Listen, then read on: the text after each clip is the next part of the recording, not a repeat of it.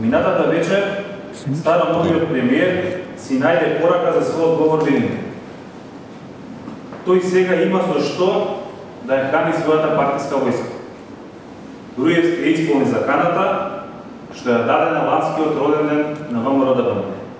Конечно, ја затвори А1 телевизија, најстариот приватен електронски медиум. Сите изминати години, А1 беше школа за повеќе новинарски кадри и повеќе од една деценија најгледана и највлијателна телевизија. Уште пострашно, Груевски остава повеќе од 200 вработени од А1 телевизија на улица и без екзистенција. Згаздувањето на телевизијата, која постои 18 години, представува еден од најтешките удари за македонската демократија. Се уништи еден од символите за независност на македонската држава, независност на медиумите, синоним за плурализмот и слободата на говор. Ова е уште една срамна одлука која ќе биде негативно забележана во македонската историја. Згаздувањето на А1 нема врска со расчистување на евентуален криминал. Туку представува гола, брутална пресметка на Груевски со критички настроените медии. Ако веќе во А1 навистина има криминал, Груевски тоа можеше да го расчистува и без да ја затвори телевизија. Тој не може да поднесе критика, ниту поседува личен, политички и демократски капацитет да обоздружи слобода на медиумите. Груевски го направи првиот чек. Ја затвори А1 телевизија. Вториот негов чекор е партизација на Советот за радиодифузија. Останува дилемата што е следно. Дали фамилијата ќе стане нов собственик на А1 и со тоа Канал 5 Сител по автоматизам ќе станат нови жртви на режимот на Груевски. Благодарам и стојам на споделите се прошли.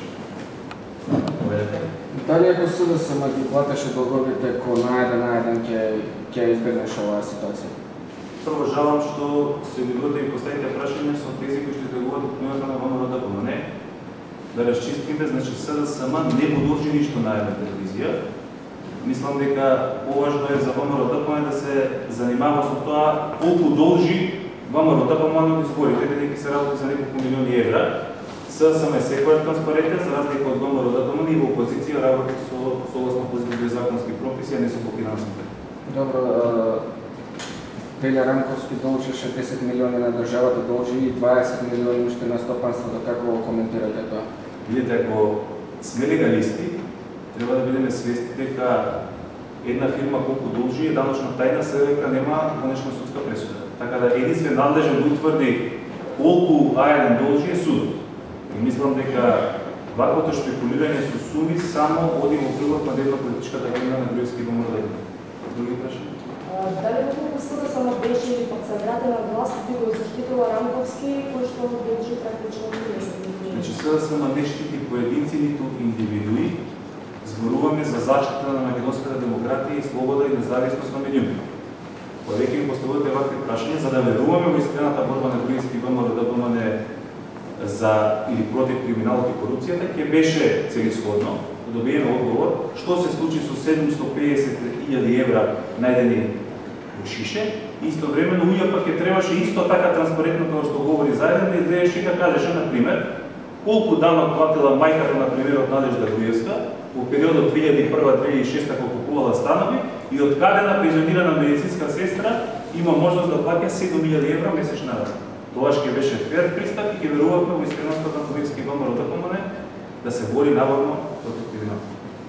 Други прашања? Станкович, дали се само повикува на непочитување на законот со оглед дека Агенцијата за електронски комуникации по сила на законот ги одзема фреквенциите, а не владата кој што велите? Видете, кога ќе влезе агенција или инспекција од Агенција за електронски комуникации во сабота навечер, во очи или ден, во неработен ден, и без да ја пречека конечна одлука на Советот за радиодифузија, покажува дека апсолутно одработува демократичката агенда на Груевски.